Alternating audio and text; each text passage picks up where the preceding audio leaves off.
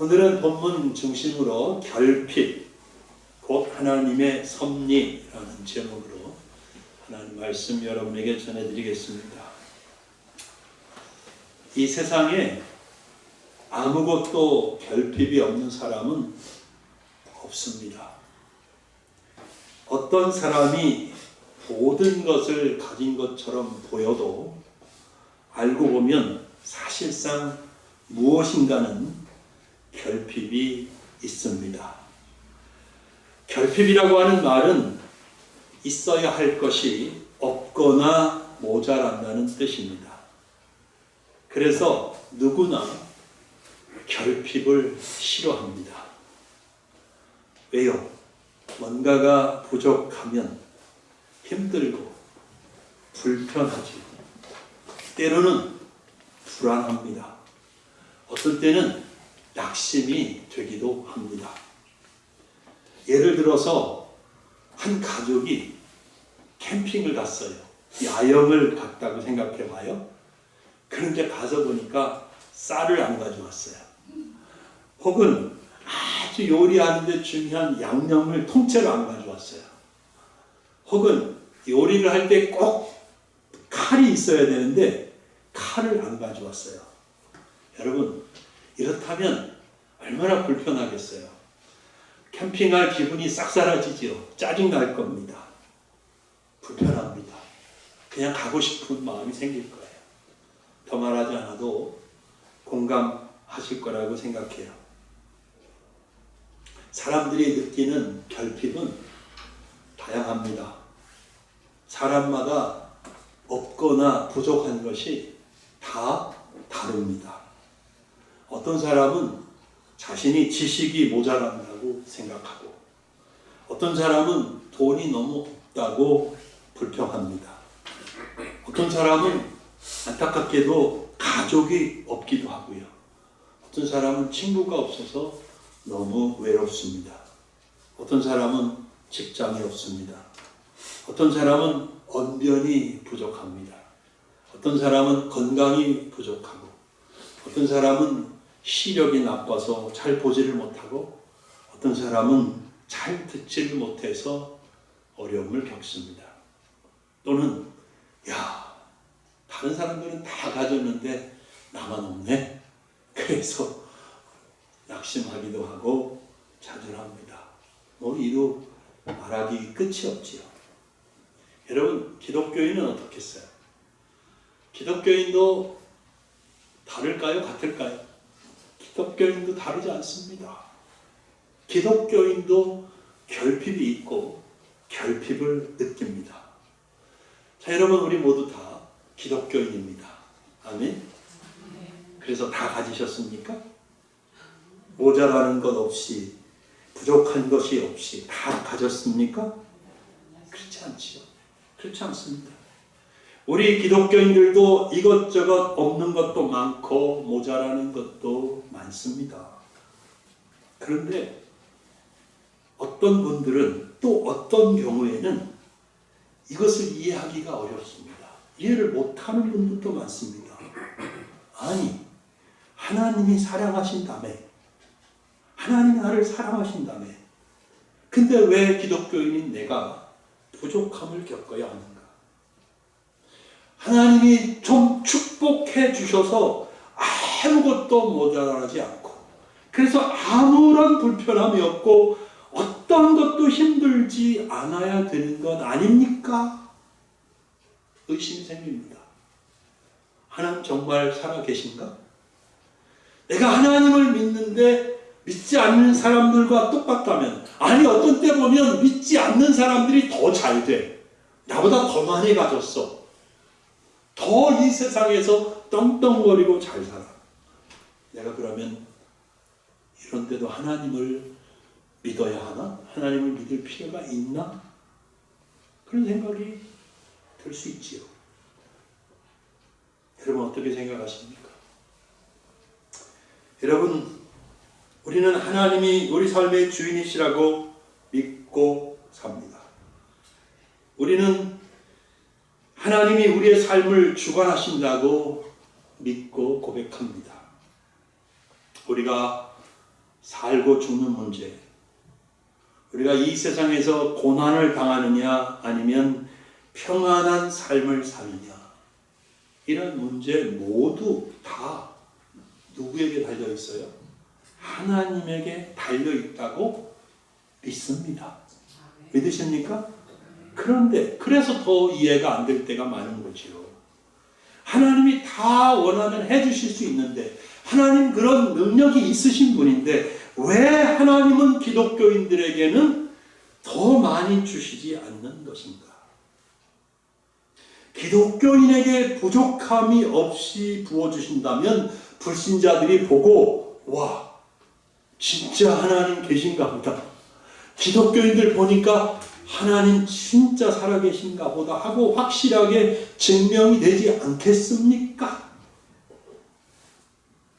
그런 생각 해본 적 있어요, 없어요? 네, 있죠. 저도 있거든요.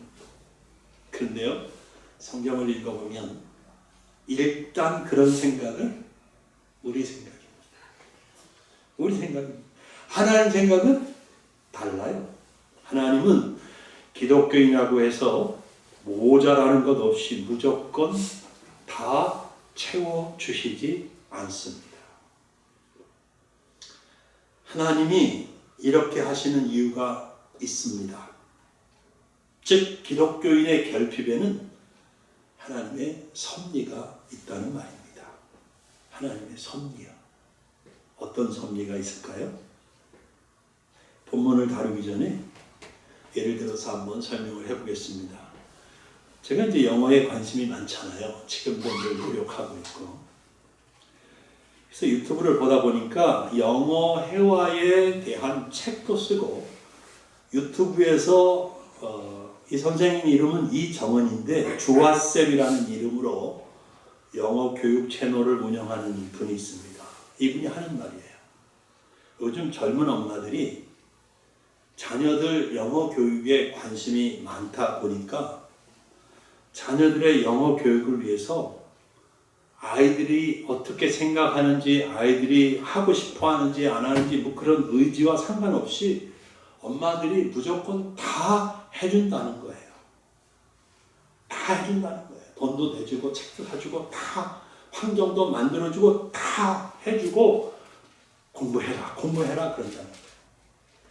근데 그렇게 하다 보니까 오히려 부작용이 생긴다는 거예요.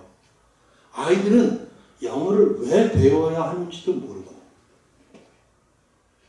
그런데 엄마들은 많은 돈을 들여서 영어 유치원에 보내주고 비싼 교재를 사주고 그렇게 한다는 거죠. 근데 필요성을 못 느끼기 때문에 아이들이 오히려 영어를 싫어하게 될 수 있는 가능성이 더 많다는 거예요.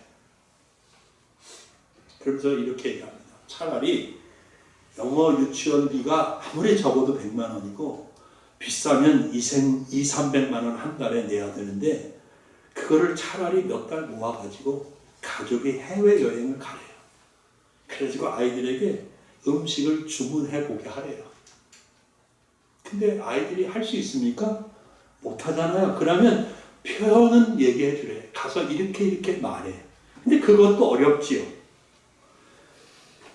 그래서 아이들이 주문하고 아이들이 직접 물 한 잔이라도 직접 말하고 얻어 마시게 해보라는 거예요. 그러면 아이들이 뭐를 느끼냐면 결핍을 느낀다는 거예요. 결핍.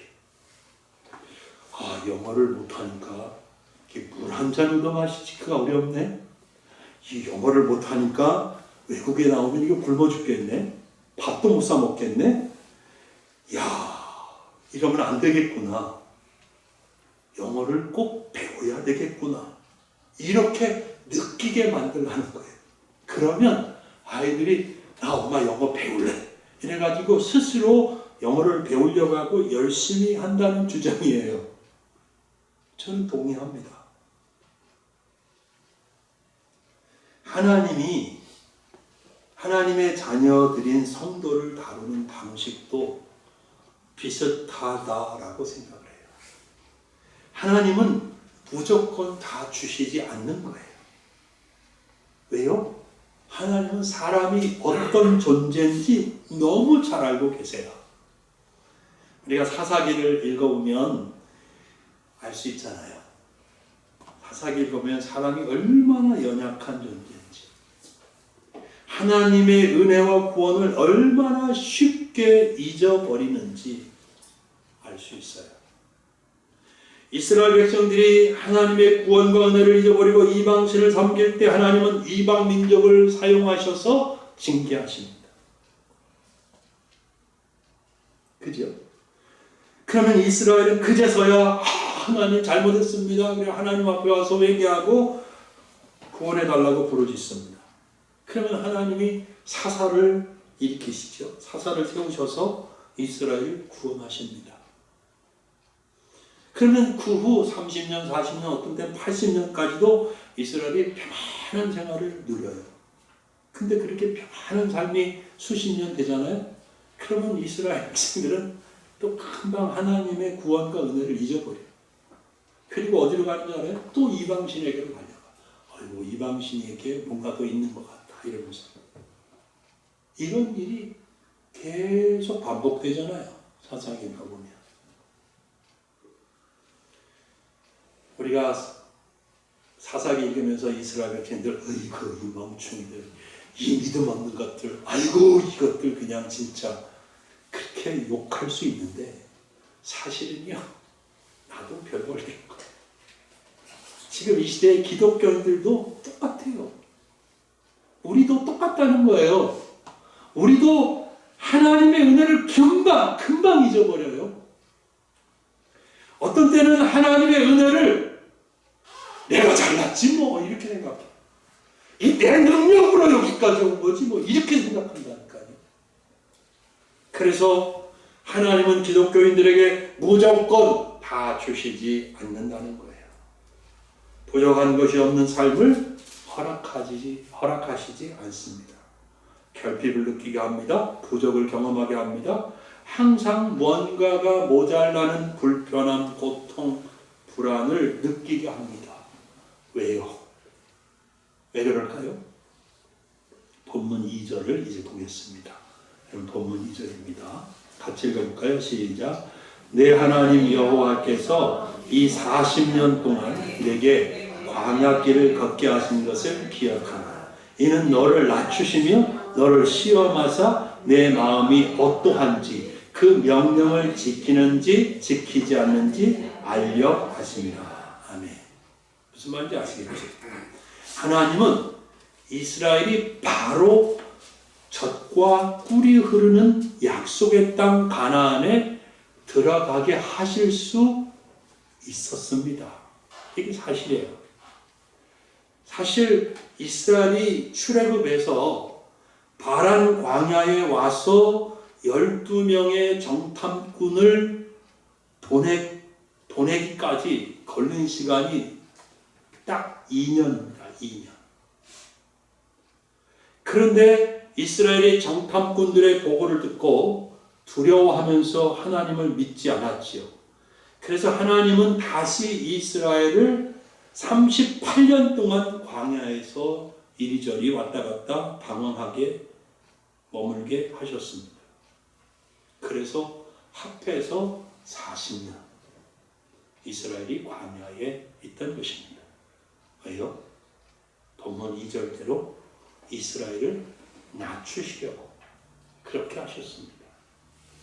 또 이스라엘을 시험하심으로 이스라엘 백성들이 하나님의 명령을 지키는지 지키지 않는지 알려고 그렇게 하셨습니다. 사도 바울이 평생 동안 몸에 가시를 가지고 산 것 우리 모두 잘 알고 있는 사실입니다.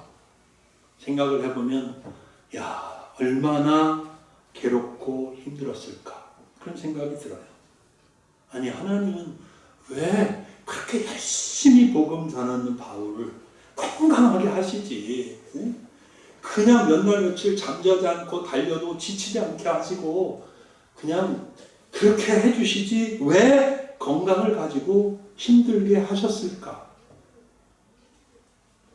바울이 깨닫고 고백을 합니다. 고린도 후서 12장 7절입니다. 여러 계시를 받은 것이 지극히 크므로 너무 자만하지 않게 하시려고. 내가 계시를 정말 많이 받았는데 이것 때문에 다른 사람들 보면서 교만해질까봐, 자만해질까봐 하나님이 나에게 가시를 주셨다는 거예요. 그런데도 바울은 너무 힘드니까 하나님 이것 좀 가져가세요. 이 가시 좀 빼주세요. 몇 번 기도했어요? 3번이나 기도했어요. 그런데 돌아온 대답은 바울이 빼달라고 했으니까 빼주시는 그런 대답이 아니고 달랐습니다. 고린도후서 12장 9절입니다. 나에게 이르시기를 내 은혜가 내게 족하도다. 이는 내 능력이 약한 데서 온전하여 짐이라 하신지라. 이게 하나님의 응답이었어요. 이 응답을 받은 후에 바울은 몸의 가시로 인해 오히려 크게 기뻐하고 자신의 약한 것을 자랑합니다. 왜냐하면 내가 약할 때 그리스도의 능력이 나에게 머문다는 사실을 알게 되었기 때문입니다. 이후 바울은 더 이상 자신의 결핍에 대한 관점이 달라졌습니다. 고린도후서 10장 10절입니다. 그러므로 내가 그리스도를 위하여 약한 것들과 능력과 궁핍과 박해와 권고를 기뻐하노니 이는 내가 약한 그때에 뭐하다? 강함이라. 여러분 이제 정리를 해보면 하나님이 자녀들에게 결핍을 주시는 것은 하나님의 섭리가 있습니다. 하나님이 우리를 보시면서 우리의 삶에 대한 큰 그림을 그리고 계시는 것입니다. 하나님은 어떤 큰 그림을 그리고 계신 걸까요? 본문 3절입니다. 같이 읽어보지요. 시작. 너를 낮추시며 너를 줄이게 하시며 또 너도 알지 못하며 내 조상들도 알지 못하던 만나를 내게 먹이신 것은 사람이 떡으로만 사는 것이 아니요 여호와의 입에서 나오는 모든 말씀으로 사는 줄을 알게 하려 하십니다. 아멘. 이해되시죠? 하나님이 왜 이스라엘을 낮추시고 배고프게 만드시고 만나를 먹게 하신 것입니까? 사람이 밥만 먹고 사는 게 아니다. 하나님의 말씀을 먹어야 사는구나. 이것을 깨우쳐 주려고 그렇게 하셨다는 거예요.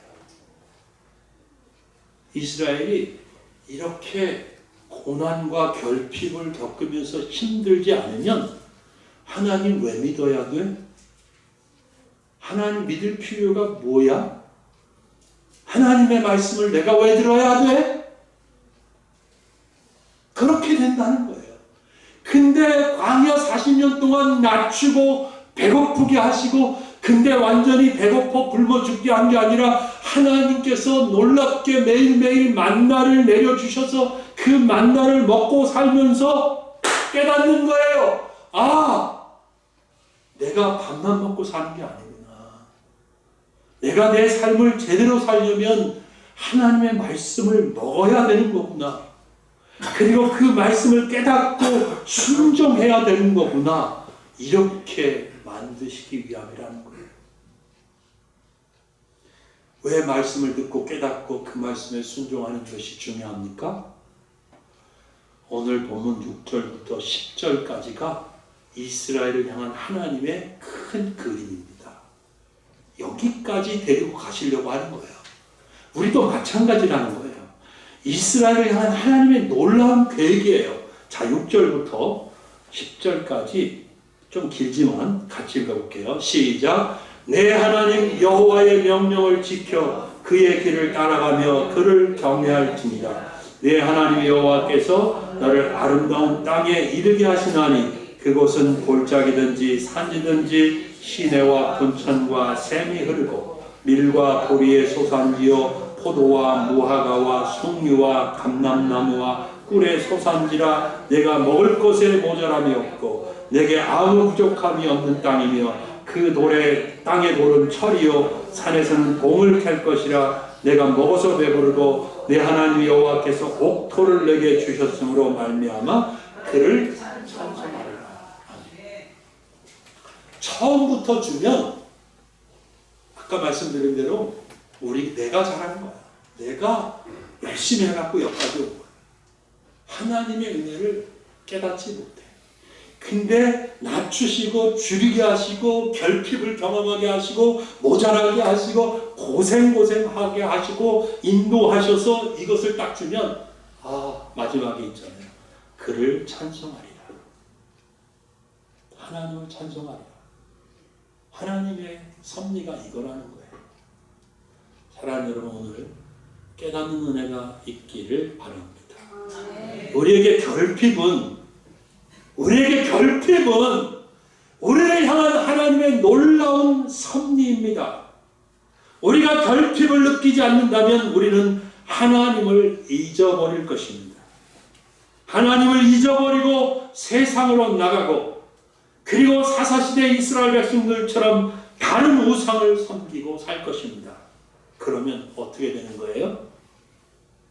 우리의 인생은, 우리의 삶은 이 땅에서 완전히 망하는 인생이 되는 거예요. 근데 하나님은 우리를 사랑하시기 때문에 사랑하는 당신의 백성들이 하나님 떠나서 지멋대로 죄짓고 살다가 망하기를 원치 않는다는 거지. 그래서 이렇게 결핍을 주시는 거예요. 하나님의 결핍을 통해서 우리의 삶이 하나님 안에, 어디 안에? 하나님 안에 있게 하십니다. 아멘. 하나님을 의지하게 하십니다. 아멘. 하나님을 의지하게 하십니다. 하나님의 말씀을 양식으로 삼아 살아가도록 해주십니다. 그렇게 하나님 앞에 말씀을 따라 믿음으로 살 때 하나님의 놀라운 계획은 뭐예요? 약속의 땅 가나안에 들어가게 하시는 거예요. 그 땅에서 하나님의 은혜 가운데 모든 풍성함을 누리면서 이 모든 것이 하나님이 내게 주신 거야 라고 그때 진짜 깨달으면서 하나님 앞에 감사하고 찬양하게 되는 것입니다. 그러므로 여러분, 설령 결핍이 있더라도 하나님의 사랑을 의심하지 마시기 바랍니다. 결핍을 느끼면 느낄수록 도리어 더욱더 하나님의 말씀 앞에 가까이 나아오시기 바랍니다. 바울처럼 결핍과 약함을 도리어 자랑거리로 삼고 나 자신의 삶에 하나님의 은혜와 능력이 더 강력하게 풍성하게 나타나기를 기도하시기 바라요. 그러면 여러분의 삶은 결코 망치지 않을 것입니다. 하나님의 간섭 안에 있을 것입니다. 하나님의 돌보심 안에 있을 것입니다. 하나님은 결코 여러분을 버리지 않습니다. 오늘 본문 보세요. 비록 낮추고 줄이게 하시지만 하나님이 뭐라고 해요? 너의 의복이 헤어져요? 안 헤어져요? 의복이 헤어지지 않아요. 발이 부르터요? 안 부르터요? 발이 부르트지 않아요. 하나님이 그렇게 도우시는 은혜가 항상 있어요. 결핍 가운데도 어려움 가운데도 하나님의 도우시는 은혜는 한쪽에서 계속 있는 거예요. 그러면서 하나님 앞에 우리가 믿음으로 말씀을 붙들고 살도록 인도하시는 것입니다. 그렇게 살다 보면 하나님의 계획 속에서 결국 모든 사람들로부터 칭찬을 얻고 명예를 얻는 그런 날이 올 것입니다. 이게 하나님의 계획이에요. 이제 말씀을 맺으면서 정리를 할게요. 결핍 때문에 그동안 답답하셨습니까? 결핍 때문에 힘들고 불편하셨습니까? 결핍은 광야의 이스라엘의 경우를 보듯 몸에 가시를 가졌던 사도 바울의 경우를 보듯 도리어 하나님이 나를 사랑하신다는 증거입니다. 하나님이 나를 사랑하신다는 증거예요. 하나님이 나를 향한 놀라운 계획을 가지고 계시다는 사인이에요. 아멘. 그러므로 사랑하는 여러분, 결핍이 있더라도 불평하거나 원망하지 마시고 대신 더욱더욱 하나님을 의지하고 하나님 앞에 나아가시고 하나님을 찬양하시기 바랍니다. 말씀을 붙드세요. 말씀을 붙들고 힘을 얻으시기 바랍니다. 감사하십시오. 그러면 우리의 삶은 하나님 앞에 결코 헛되지 않을 것입니다. 오히려 승리할 것입니다. 번성할 것입니다. 칭찬과 명예를 얻을 것입니다. 아멘. 기도하겠습니다.